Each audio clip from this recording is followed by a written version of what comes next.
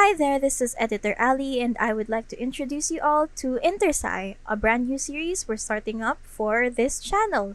This is where you're going to find our somewhat raw and unedited interviews that we sometimes have for our main series. So if you enjoy this type of content, be sure to like, subscribe, hit the notification bell, and do all that wonderful things to support the channel. And we hope to see you guys again. Bye! Hello, everyone. I'm Kira, as usual, your host. And today I have two very special guests with me. Please introduce yourselves. Please introduce yourselves, starting from Stephen. Oh, hello everybody. My name is Stephen Argente. You can call me Stephen. I'm currently a communication arts major at De La Salle University. I am a writer by heart, and I am also a host of my very own podcast. It's called Anything and Everything with Stephen Argente, and we're available on 6 listening platforms. So catch us on where you get your podcasting needs. And last but not the least, my pronouns are he, him, or she, her, because I'm gender fluid and I can go both ways. So, yeah, very that. Thank you. Dani.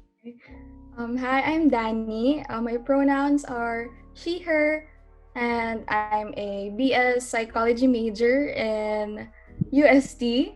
And I'm a feminist, an intersectional feminist by heart. So that's all. Thank you.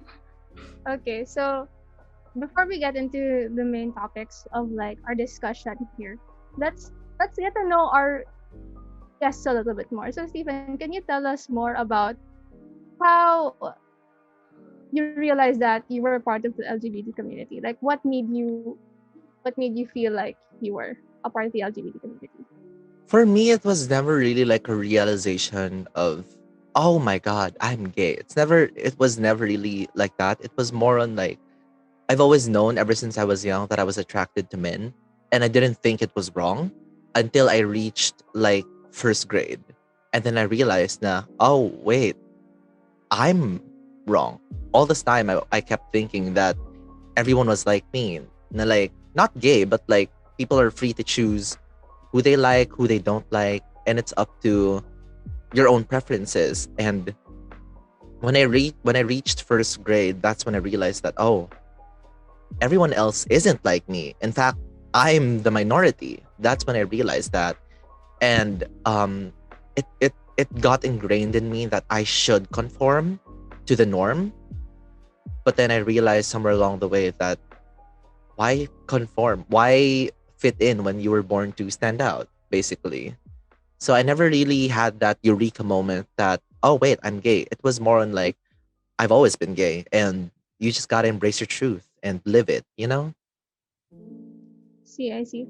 Do you mind telling us how you came out?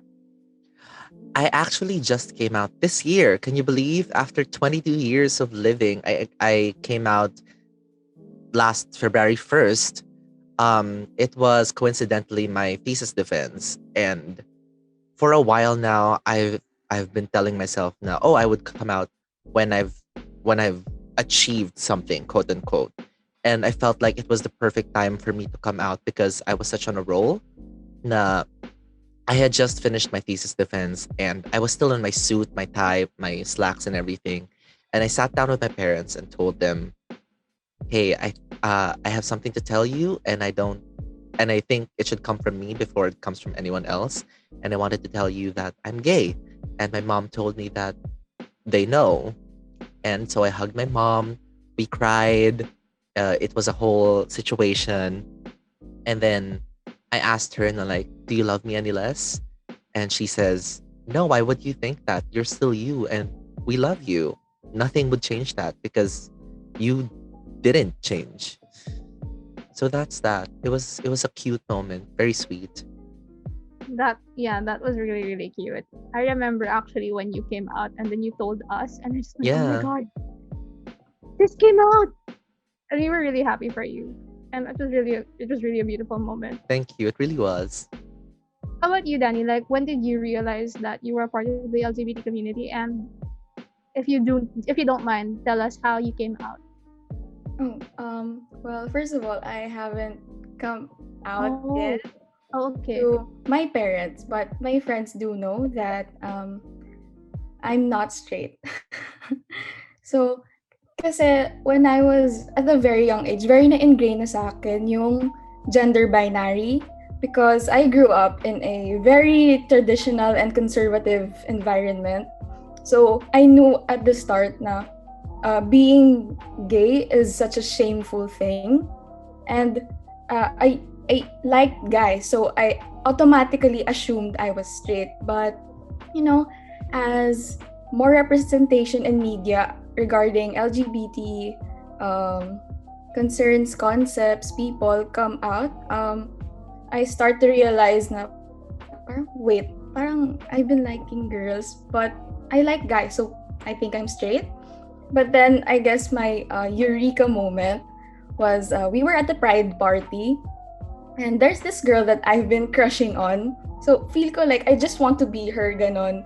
Pero when I was just looking at her, admiring her, I found myself thinking na parang I really want to love her, be with her, take care of her. And I was like, oh no, oh dang, I'm not straight.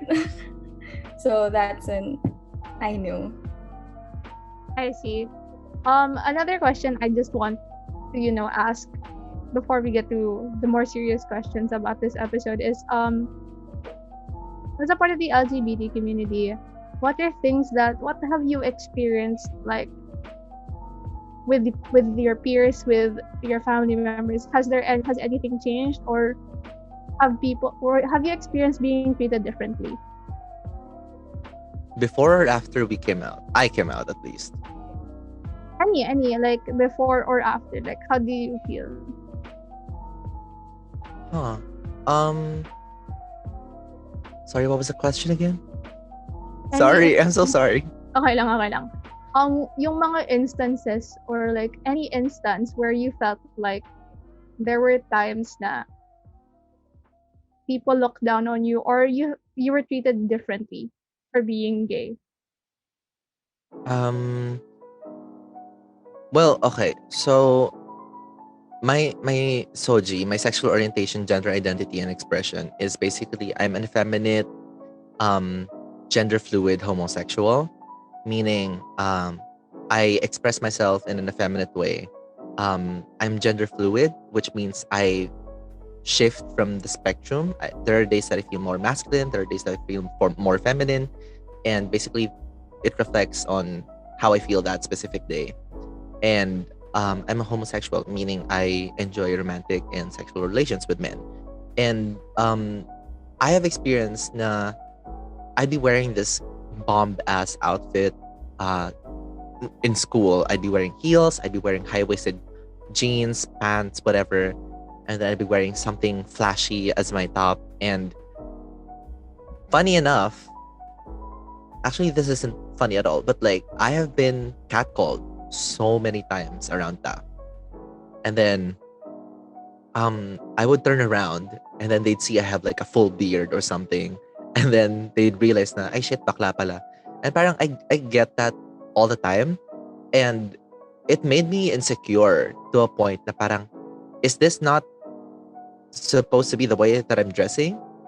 And then somewhere along the line, I realized that, like, you know what? Everything are just clothes. They're just clothes, right?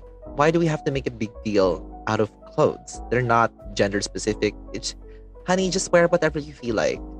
But after I came out, so before I came out to my parents, I kind of was living like a double life, and I had to hide myself. I had to, be sheltered in my own little world and to keep those worlds divided, like who I was at home and who I was outside of the home. But ever since I came out to my parents, I felt freer and I felt more capable to just speak out about things, because I don't have to hide that part of myself anymore. And I could immediately see the changes like a week after I came out.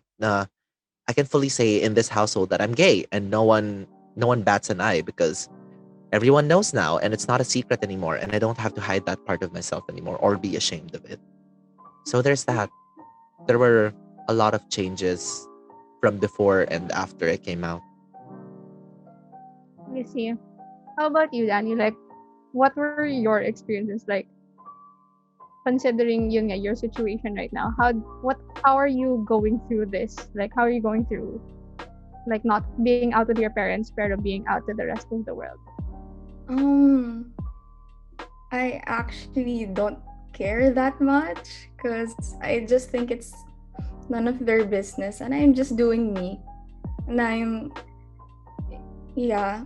And then, pero yung naging problem when I came out with some of my friends, yung mga iba, they sexualized me because, how men like girl on girl type of stuff. So, yeah, I found out that they were sexualizing me in their group chat. So that was Ew. very wrong. Yeah, that's very wrong. I agree. Mhm. So I think that's the only like bad thing that I experienced after coming out to friends as not straight. I see. Okay. Oh wait, I have Then, something to add actually. Na like go lang. adding on to her experience, when you're an effeminate gay person and they see that, they have this idea in their head na like because of representation in media and the gays that we see in traditional mainstream media, they always expect you to be the sassy gay best friend. Like, I've had people come up to me and tell me na like, oh my god, you can be my sassy gay best friend. And I'm like, bitch, no, I'm not a sidekick. Okay? Be your No. own main character. I'm the main character. You are the sidekick. Okay?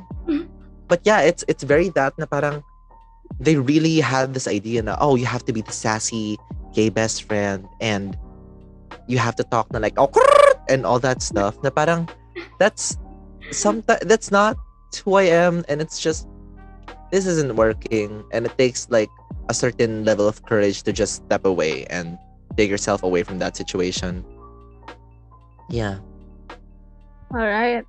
So we're gonna go on to the more serious questions or the questions where the reason why we're all here together. So my first question is, in your opinion, what is the importance of LGBTQ psychology, and especially in the Philippines?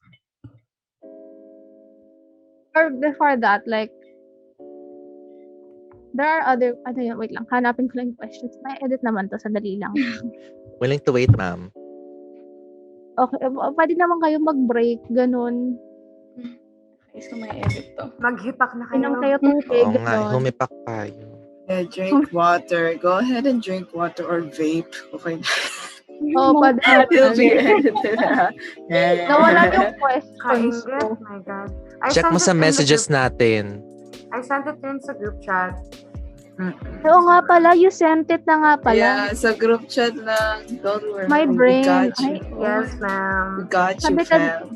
Sabi kanina, ayun, ito pala, may nakat off akong question. Sorry, Stephen. Okay, I'm na ba? ready. Pwede na ba? Ready na tayo ulit. Okay, Yes. okay. Right. 3, 2, 1, let's go. So, one question is, what is your current understanding of LGBTQ psychology?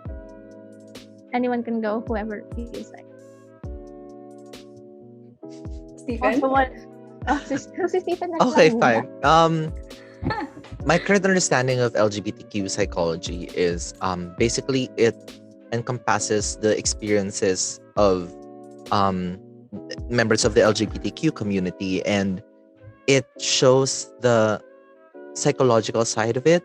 Na like, because LGBTQ experiences are very different compared to heteronormative experiences. And I think LGBTQ psychology focuses on that, especially the coming out process, because that process is solely unique to members of the LGBTQ community because straight people don't have to come out, right? So I think LGBTQ psychology focuses on that as well as other aspects of the LGBTQ experience. I see. Dani?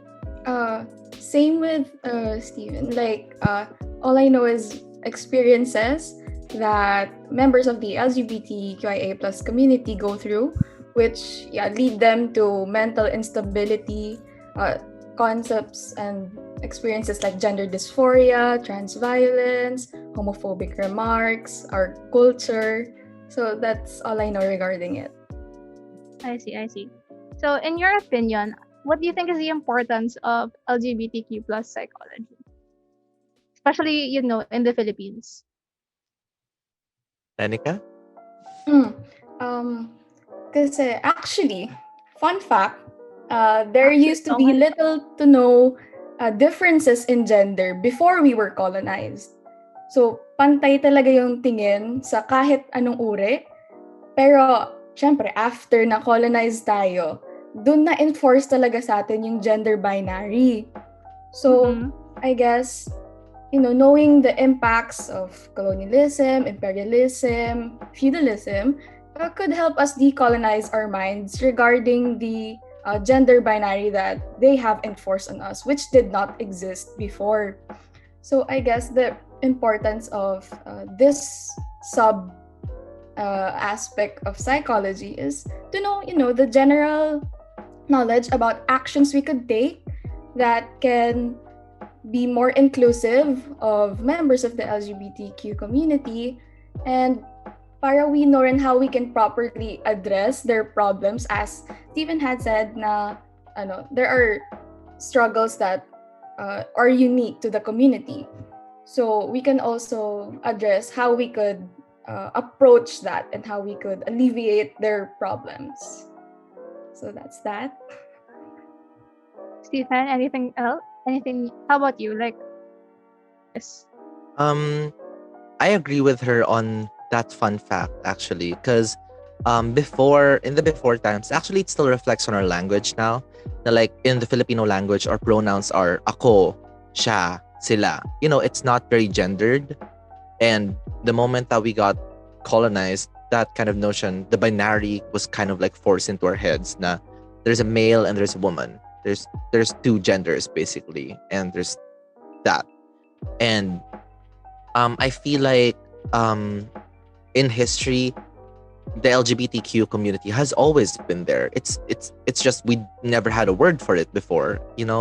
And the more that we come into terms with it, the more that we find out more research about gender and different sexualities and all that.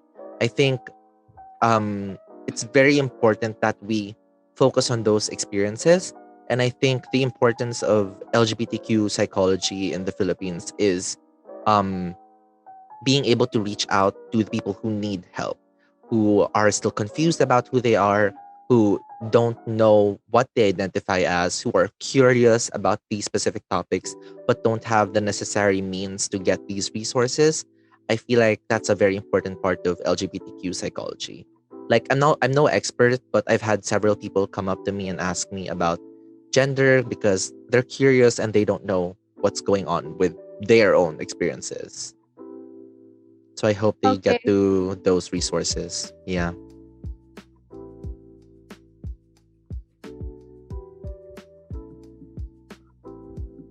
Did Uh, Kira Did freeze? she freeze? hello, hello, hello. You're You're back. You're back. back. You're Hello? back, baby. Is this the end of? Alright. Is it? Can I stop the recording? Oh no, we're not done yet. We're not done. Oh, okay. We're not done yet. Okay, cool. Okay, cool. hello. Hello. Going back. My third question is actually, what can allies do as allies of the LGBT community do to help spread awareness and importance on these types of things? The studies, the articles, and why should it be important na the straights or the The straights. heteronormative The straights. Weirdo. heteronormative like kasi syempre, diba? Like what can heterosexuals do to like help support or show that they value the LGBT community? I think it's important to communicate with them, like actually understand their experiences, and also to heteros to unlearn their, actually even in the community there's still some internalized homophobia and transphobia. So it's really important to unlearn that, and it's also important to amplify their voices and advocate for their rights, because it's constantly being taken away and stripped down. Yun, also support the members in whatever way, may it be emotionally, financially, yun, because yeah, there's a lot of discrimination. Ikaw, Stephen, like, what do you think they should do to support? I think I agree with Danny very much na we need to unlearn some specific areas of society like misogyny, transphobia, homophobia and all that kind of stuff. And for me, I think the main thing, at least personally in my opinion, pa. Anyway, I think personally na what what the LGBTQ community needs isn't tolerance nor acceptance. Okay, this is gonna get confusing, but bear with me on this. Dominic Jackson, who is a transgender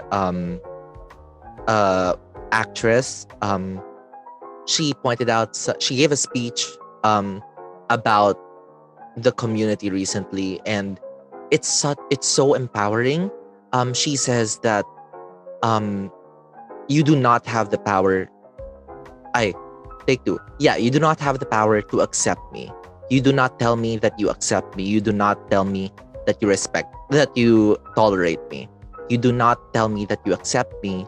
You are not allowed to accept me. You are not allowed to tolerate me. I take that power from you because what I need is respect, like all human beings do.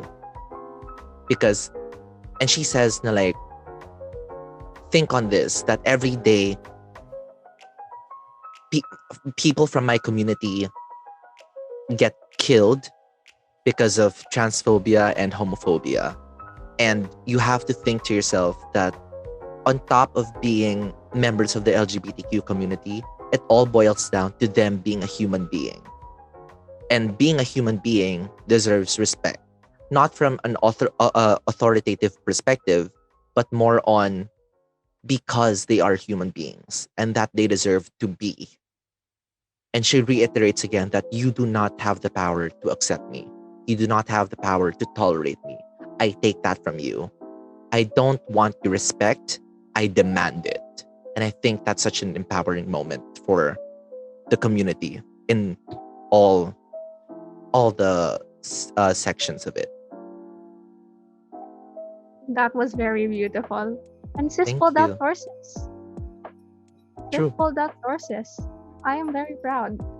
Okay, the fourth question is actually something we already tackled, but we're gonna say it again, just in case you want to elaborate on it more. Like, what are the common misconceptions? What are the common misconceptions you encountered as a member of the LGBTQ community? For me, sorry, Danny, you go. Go ahead. Ay, hindi, go na. Sorry. No, you. Nagbigayan No, eh. me. No, you. Okay. So, yung sa akin, yun nga, is yung gender binary. So, yung misconception ko was that if you identify as trans, it's either masculine or feminine ka lang. Pero as I, immersed myself in the community and learned about their experiences, like, the famous trans man who's advocating for their rights is si Chela Man, diba? Oh my God, I love him. Sorry. Pero, diba, he's a trans man and he's also non-binary, am I correct? And queer?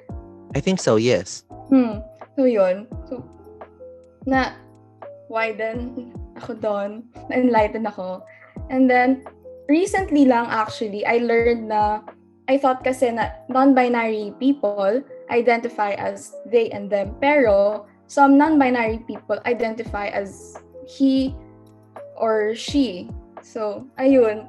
So, yeah, I'm still learning. That's okay. That's okay though. Like, Yeah. it's okay. It's great that you're It's a educating yourself. It's a very, very large spectrum. So, Stephen, ikaw naman, what are misconceptions that you've encountered? For me, as a comm arts student, we've seen lots of media, and ayun nga, there's always the sassy gay best friend, or there's always the traditional stereotypical tibo lesbian na, Yeah. you know, male people who are very effeminate, and then feminine people who are very masculine. There's always that na parang, oh, there's only two types of gay. And I don't think that's the right way to go forward, because again, there are many different types of gay people. And personally, me, I'm homosexual, but also I'm non-binary. I'm gender fluid. And I think the biggest misconception, especially for people who are curious and still exploring themselves, is that they have this notion na, oh, I have to be this or that. Not knowing na you can be other things. Na you're allowed to be other things. And it's up to you to find your own sexual orientation, your gender identity, your gender expression. And there's multitudes of that out there. It's up to you to find out what fits you the most and what you identify as. And I think yun nga, the main misconception is that there's only two. I don't know why, Yeah. but like throughout a lot of history, laging dalawa lang na parang Yeah, I agree. why does it have to be only two? Like there are more options. Why don't we give ourselves more options, right?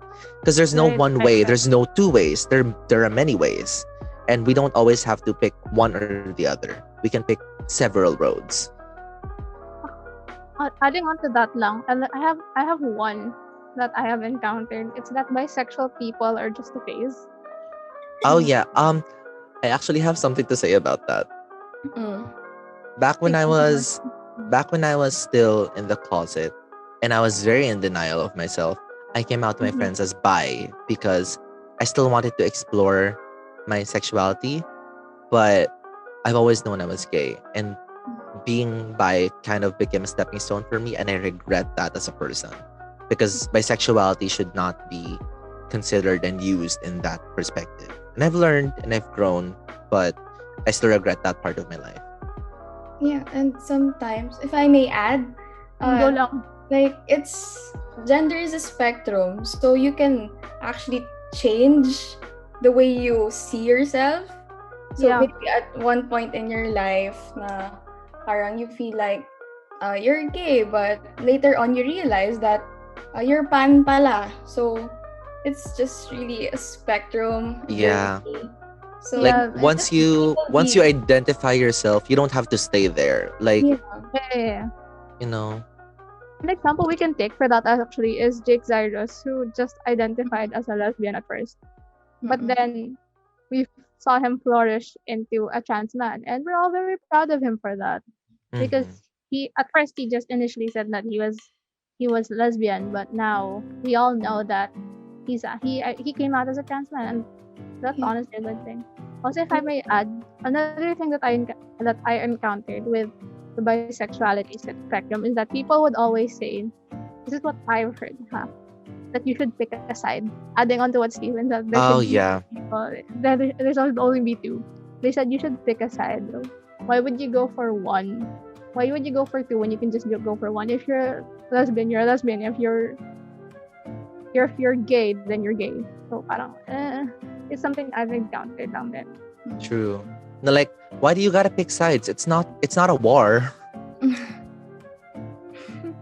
True. Anyways, our last question actually is, if you can say a message to anyone who quote unquote hasn't come out yet, what do you want to tell them? Like, what advice do you have for these people? I'll go with Danica first. I mean, okay. So, and coming out is actually a Western concept. So, I guess what I could say to those who haven't come out yet is that no matter if no matter what your identity is, it's still valid, even if you have not come out yet or you don't plan to at all. So, there are people who love and accept you for who you are, no matter what. And it's okay, Ren, if you're still figuring it out. That was beautiful. It was Stephen, ikaw beautiful, yeah. naman. For me, final words. Well, final words. Charot. Beauty pageant. For me, I think that same with Danica na coming out is a very Western concept and we don't always have to do it. And it's a choice. You don't have to do it. You can just live your truth and not come out to anyone, because at the end of the day you don't owe anybody an explanation, especially on who you are. And if they don't understand who you are, if they don't try to put in the effort to get to know you on that level, then it says more about their character than your own. And when you think about it, basically at the end of the day, you just have to know who you are, what you identify as, and are you happy with the life that you're living? Because if you're not, then I think you need some changes in your life and maybe start exploring more and try to understand where you're coming from, and not naman why, but more on like how can you show the world your truth and be able to live in that truth comfortably. And to the people who plan to come out or do not want to come out at all, I say this, that same with what Dani said, there are people out there who love you, respect you, and care for you. Whether or not you know it or whether you do, they will always be there. And coming from someone from the community, it's a tough process. Coming out is a very tough process. As I've said before, it's an experience solely unique to the LGBTQ community. And there's no deadline to coming out. There's no deadline at all. You don't have to rush yourself. You don't have to fulfill this by the age of whatever. Go with your own pace. Know where you stand, and know that basically if you're still in the closet, we are here on the other side of the door, and we'll be waiting for you, and we're happy to have you here. All right, and that concludes our interview. So thank you both for your time. Thank you so And much for thank having you. us. And thank you for all the wonderful insights that you've given us today. And before we go, do you guys have anything to promote? I guess I'll go first. I am actually a creator and the host of my very own podcast. It's called Anything and Everything with Stephen and Argente. And we're available on 6 listening platforms right now. We're still trying to work our way into Apple Podcasts. But listen to us on wherever you listen to your podcasting needs, and check us out, because basically the premise is we start with a simple conversation and we see where we go from there. So it's a roller coaster of conversations. And actually, Miss Miss Christine Barria is actually episode 1 of my podcast. And I hope you get to check it out, see the different interviews I've received and gotten from my friends. And I hope you enjoy it. And also, I'm on Twitter and Instagram at SAGARGENTE. That's SAG Argente. So follow me, maybe. We'll see. Thank you. I might How actually about you, listen to Dani? your podcast. I will get on that. Thank you. You earned a subscriber. Oh my god, I did. So I guess I can just promote our org. It's Gabriela Youth España. It's a youth-led organization that tackles the issues surrounding the plights that women go through. So it's very intersectional. So you could go ahead and like our chapter. It's Gabriela Youth España. And support human rights. That's it. We'll link both of those down in the description below. So Thank you. we'll give them a call to go check them out. Thank you. Thank you.